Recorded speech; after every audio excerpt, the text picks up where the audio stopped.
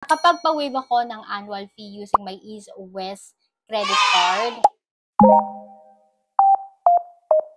Hi mga sisi, this is Trixie. Usually talk about personal finance, and last time nakapagpa-waive ako ng annual fee ko sa East West, anong ginawa ko, i-share ko sa inyo. Usually pag ako ay nagpapa-waive ng annual fee, tumatawag ako sa bank, tapos sinasabi ko sa kanila na baka pwede nilang i-waive yung annual fee ko, ganyan na yung mga dapat kong gawin. So usually naman sinasabi nila, okay, i-waive nila, pero kailangan kong mag-spend ng ganitong amount. Same lang din yung ginawa ko sa East West. Una, tumatawag ako, pero medyo mahirap sila makontak. So, pumunta na lang ako sa branch nila.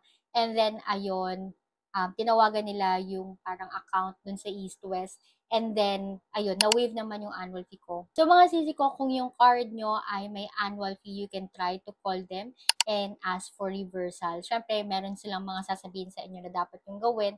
Then, you need to just do that and spend that amount. Then, ma-reverse na yung annual fee. Ayun yung mga madalas kong ginagawa, sisi ko, and hindi naman ako nag-fail, kaya gusto ko yung i-share sa inyo na usually pagbibigyan naman nila kayo. So, if you like this type of video, mga credit card tips, meron akong credit card tips or credit card honest review. So, may mga episode ako dyan. So, like and follow for more.